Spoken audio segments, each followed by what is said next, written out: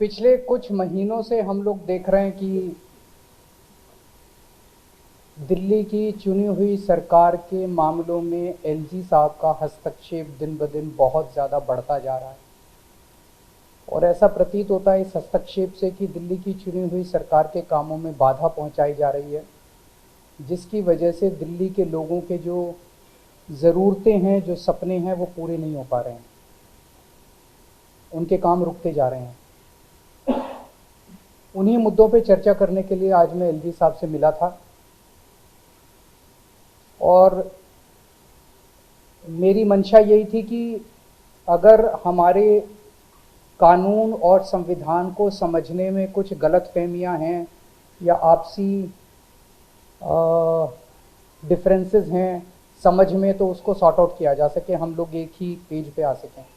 मैं ये सारी किताबें लेके गया था, देश का संविधान लेके गया था, मोटर व्हीकल्स एक्ट लेके गया था, जीएनसीटीडी एक्ट लेके गया था, स्कूल एजुकेशन एक्ट लेके गया था, सुप्रीम कोर्ट के जजमेंट सारे लेके गया था उनसे चर्चा करने के लिए।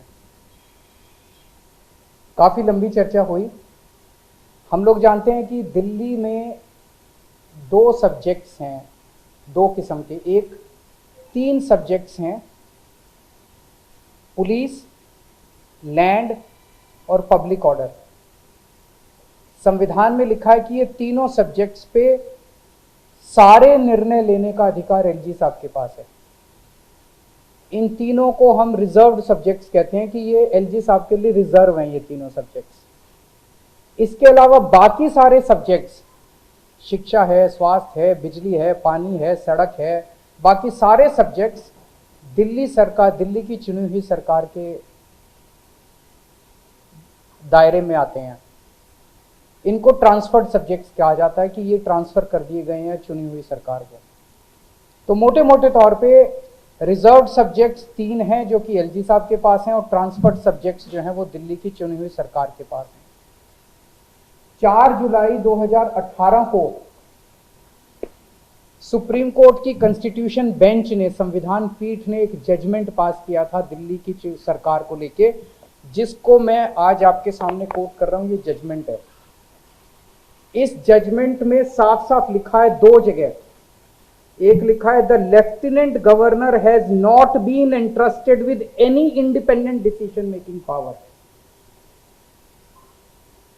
तो ट्रांसफर्ड सब्जेक्ट्स में the lieutenant governor has not been entrusted with any, lieutenant governor को इंडिपेंडेंटली कोई भी निर्णय लेने का अधिकार नहीं है, ये संविधान पीठ में लिखा हुआ है। ये दूसरा एक और पेज, ये 231 पेज पे मैंने दिखाया।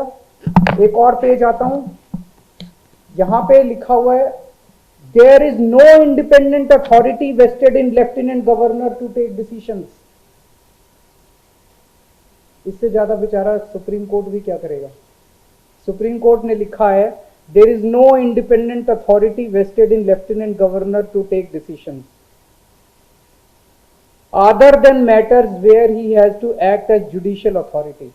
मतलब कहीं जैसे किसी की दो पार्टियों की सुनवाई करनी हो, कई बार जैसे राशन की दुकान के कैंसिल करने का होता है, दोनों पार्टी के ऐसे कुछ एक मुद्दे लेके जहां पे एलजी साहब एक न्यायाधीश की तरह एक्ट करते हैं और किसी भी पावर उनके पास इंडिपेंडेंट डिसीजन मेकिंग की पावर नहीं है। ये दोनों में लिखा हुआ है साफ साफ। इससे क्या सा, ये मैंने आपको डिस्ट्रीब्यूट कर दिया, आप लोगों के पास है। इसको जरा सा अच्छे से चला दीजिएगा टीवी पे भी, और उसको कल अखबारों में भी हेडलाइन छाप दीजिएगा that LG has no independent decision making power. ये सुप्रीम कोर्ट बोलता है।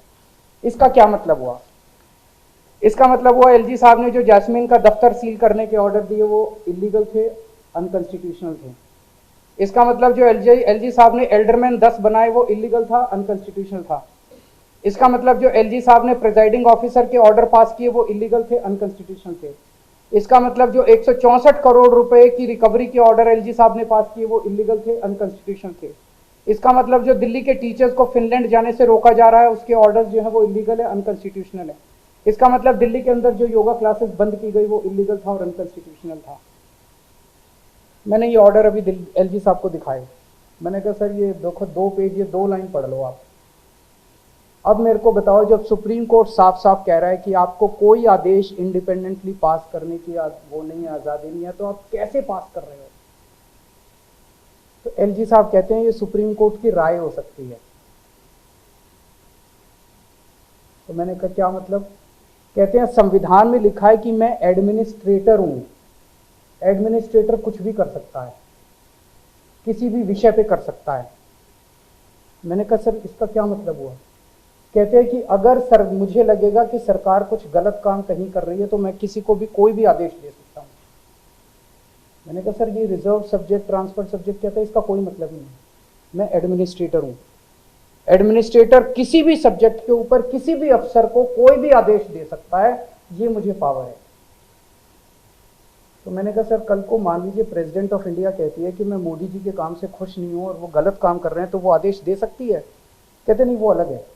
दिल्ली के केस में मैं एडमिनिस्ट्रेटर हूं और मैं सुप्रीम हूं और मेरे को सारी पावर्स हैं, और ये सुप्रीम कोर्ट की राय हो सकती है, इसको मैं नहीं मानता। मुझे काफी शॉकिंग लगा जब उन्होंने ये कहा। फिर मैंने उनसे पूछा, मैंने कहा सर आप चीफ सेक्रेटरी से सीधे फाइलें अपने पास मंगाते हैं और चीफ सेक्रेटरी को सीधे फाइलें आप नीचे भेजते हैं। सरकार जो है वो ट्रांजैक्शन ऑफ बिजनेस रूल से चलती है, ये ट्रांजैक्शन ऑफ बिजनेस रूल्स हैं। मैंने उनके सामने रखे। मैंने कहा सर इसमें कहाँ लिखा है कि आप सीधे चीफ सेक्रेटरी को फाइल भेज सकते हो या उससे मंगा सकते हो? उन्होंने फिर कहा कि ये रूल्स मेरे ऊपर लागू नहीं होते। मैं किसी भी अफसर को कोई भी फाइल भेज सकता हूं, किसी भी अफसर से कोई भी फाइल मंगा सकता हूं, किसी भी अफसर को कोई भी डायरेक्शन दे सकता हूं, मुझे कोई। तो फिर उन्होंने कहा, मैंने उनसे पूछा कि ये जो एल्डरमैन का आपने ऑर्डर किया, ये आपने कौन से कानून में किया?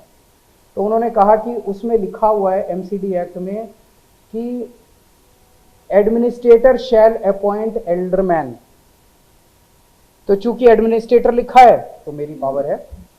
तो मैंने कहा सर आज मैंने पूरी रिसर्च की है, दिल्ली का एक भी कानून ऐसा नहीं है जिसमें एडमिनिस्ट्रेटर ना लिखा हो।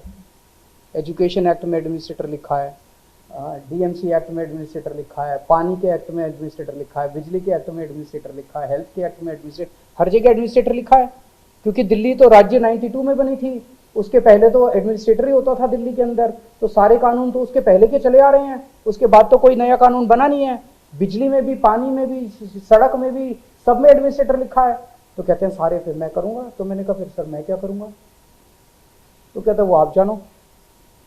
तो चुनी हुई सरकार क्या करेगी? मैंने कहा सर फिर तो ये जो संविधान की पीठ का ऑर्डर है, ट्रांसफर्ड सब्जेक्ट है, रिजर्व सब्जेक्ट है, इसका कोई मतलब ही नहीं बचा। फिर तो सारे काम एडमिनिस्ट्रेटर करेगा। उनकी अंडरस्टैंडिंग यही है कि एडमिनिस्ट्रेटर का मतलब सारे काम वही करेंगे। मैंने फिर उनको 2 ऑर्डर और दिखाए। ये संविधान की पीठ, ये सुप्रीम कोर्ट का एक ऑर्डर आया है जो 2019 में आया था। इसमें साफ साफ लिखा है एक कानून के अंदर, दिल्ली के कानून में, गवर्नमेंट मीन्स एलजी, और उसके नीचे इन्होंने लिखा है reading the aforesaid definition in the context of constitution bench judgment would clearly mean that LG here has to act on aid and advice of the government of Delhi। तो जब supreme court कह रहा है कि जहां LG लिखा है वहां भी LG जो है वो चुनी हुई सरकार के हिसाब से काम करेगा, मैंने ये दिखाया। मैंने ये हाई कोर्ट का एक और ऑर्डर उनको दिखाया, ओपी पाहवा का 1998 का जजमेंट है, जिसमें साफ साफ लिखा है, मोटर व्हीकल्स एक्ट में साफ साफ लिखा है कि lieutenant governor is government of Delhi, लेकिन उन्होंने कहा he has to act on aid and advice of Delhi government. मैंने कहा सर इनमें साफ साफ लिखा है कि जहां एलजी भी लिखा है वहां भी आपको चुनी हुई सरकार के हिसाब से काम करना है। वो कहते हैं उनकी राय हो सकती है, मैं तो एडमिनिस्ट्रेटर हूं, मेरे पास सुप्रीम पावर है। मैंने उनको कई बार कहा कि हम मिलकर काम करना चाहते हैं, और इस तरह से दिल्ली की जनता सफर कर रही है। रोज रोज के जो लड़ाई झगड़े हैं, ये मैसेज भी अच्छा नहीं जाता कि आपस में एलजी और सीएम के बीच में इतने मतभेद हैं।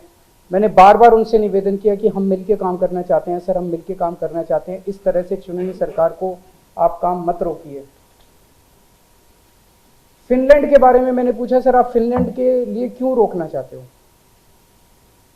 तो उन्होंने कहा नहीं मैंने तो ऐसा नहीं कहा। मैंने कहा सर ये आपकी फाइल नोटिंग है, इसमें साफ साफ जाहिर है 2 बार आपको फाइल भेजी गई, दोनों बार आपने फाइल लौटा दी अलग अलग ऑब्जेक्शन लगा के। तो जब अलग अलग ऑब्जेक्शन बार बार लगाए जाते हैं तो मतलब यही होता है कि आप रोकना चाहते हो। आपने लिखा है कि it is noted that earlier education department has conducted various foreign training programs To assess the effectiveness of such programs, department must place on record cost benefit analysis. कि भाई ये जो टीचर बाहर जाएंगे इसकी cost benefit analysis.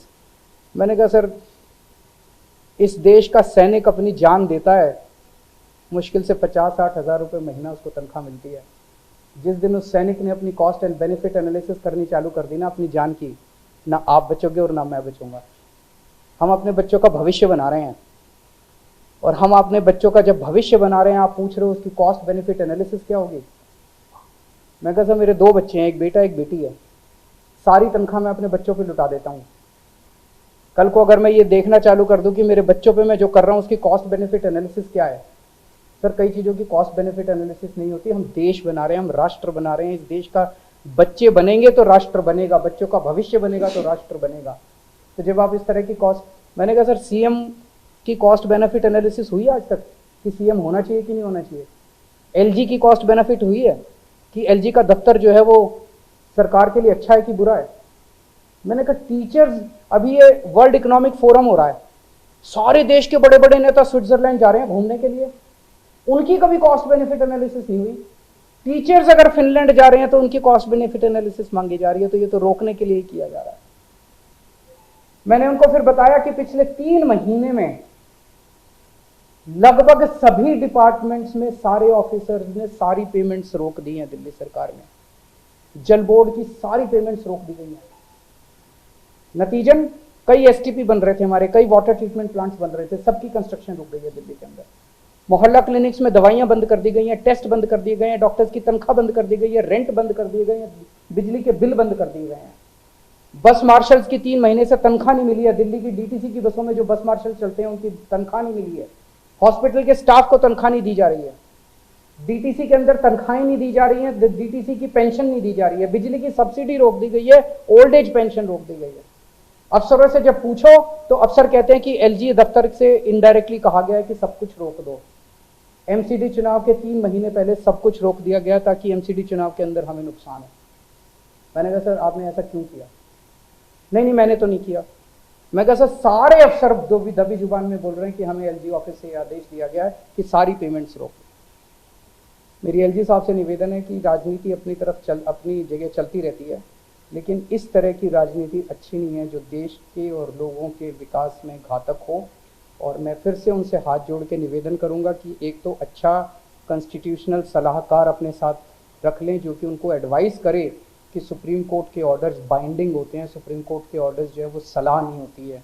Supreme court जो कहता है, अगर सुप्रीम कोर्ट ने कहा है कि उनको इंडिपेंडेंट डिसीजन मेकिंग की पावर नहीं है तो नहीं है। सुप्रीम कोर्ट के ऑर्डर्स को सम्मान करें, संविधान का सम्मान करें, जनतंत्र का सम्मान करें।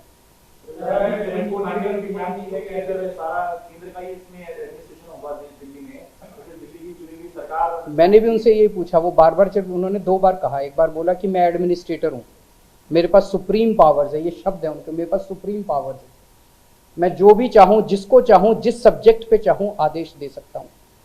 और दूसरी बार उन्होंने कहा कि ये जितने आदेश हैं सुप्रीम कोर्ट की ये सारे एडवाइस हैं और मैं इनको नहीं मानता। सर आपकी समाधान निकलेगा, जो कॉपी आप लेके आए संविधान तो एलजी के पास भी है, तो कुछ समाधान की तरफ बढ़ी आज। मैं समझता हूँ कि एक तो उनको भी थोड़ा सा समझना चाहिए कि इस तरह से मैंने उनसे काफ़ी निवेदन किया, हाथ जोड़ के निवेदन किया कि हमें मिलके काम करना चाहिए, हमें एक दूसरे के काम में अड़चन नहीं अड़ाने चाहिए। जनता देख रही है और आने वाली पीढ़ियां क्या कहेंगी कि हम जब हमें काम करना था तो हम किस तरह से आपस में इस तरह से एक दूसरे के काम में अड़चन अड़ा रहे थे। मैं समझता हूं कि सुप्रीम कोर्ट में जो केस चल रहे हैं इस टाइम, उसका जो जजमेंट आएगा उसका भी काफ़ी इम्पैक्ट पड़ेगा।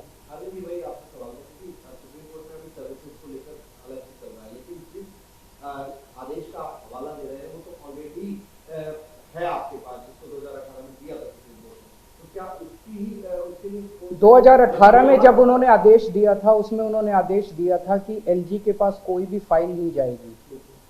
3 साल तक सरकार बहुत अच्छी चली थी, आपने देखा होगा 2018 से 2021 तक कोई अड़चन नहीं आई थी, एलजी के पास फाइलें जाना बंद।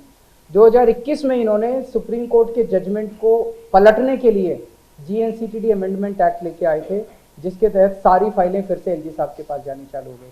उस एक्ट को भी हमने चैलेंज किया हुआ है। मैं समझता हूं कि सर्विसेज के केस के बाद सुप्रीम कोर्ट उसको भी उठाएगा। सर इसके पीछे आपको मंशा क्या लगती है? क्या कानून की समझ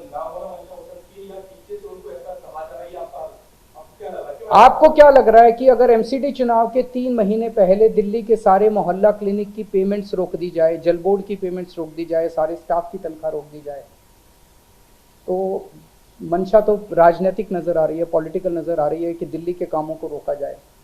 सर, आपकी बैठक से कुछ सकारात्मक निकला है, कुछ ऐसा निकला जो कि जिससे दिल्ली वालों को कुछ लाभ अगर ऐसे चलता रहेगा तो काम नहीं होगा। काम होंगे, काम करेंगे, जितने काम कर सकते हैं हमारे हाथ में है। अगर उनके पैर भी पकड़ने पड़े हम पैर भी पकड़ेंगे, जो भी कर सकना पड़ेगा करेंगे, और साथ में जब जब कोर्ट का रास्ता अपनाना पड़ेगा हम कोर्ट का रास्ता भी अपनाएंगे। कैसे निकलेगा, क्योंकि जो बड़ा फैसला है वो सुप्रीम कोर्ट 2018 में देख पाया, तो सुप्रीम कोर्ट में चल रहा है, वो तो केवल ट्रांसफर पोस्टिंग का मामला है। और दूसरा वाला भी है कि एलजी साहब के पास फाइलें जानी चाहिए कि नहीं जानी चाहिए, वो वाला भी मामला भी है। इन दोनों पे जजमेंट्स आएंगे तो मैं समझता हूँ कि समाधान निकलेगा। एक बड़ी बात जो बता रहे हैं कि पिछले 3 महीने से लोगों को सैलरी नहीं मिल रही है, और कई बार अब हम लोगों ने आवाज़ उठाई तो मिलनी चालू हुई है। आवाज़ उठाएंगे तो सड़क पे भी आएंगे, ऑफिस में भी काम करेंगे, एलजी साहब के पास भी जाएंगे, जो जो करने की ज़रूरत होगी करेंगे, काम करवाएंगे जनता से।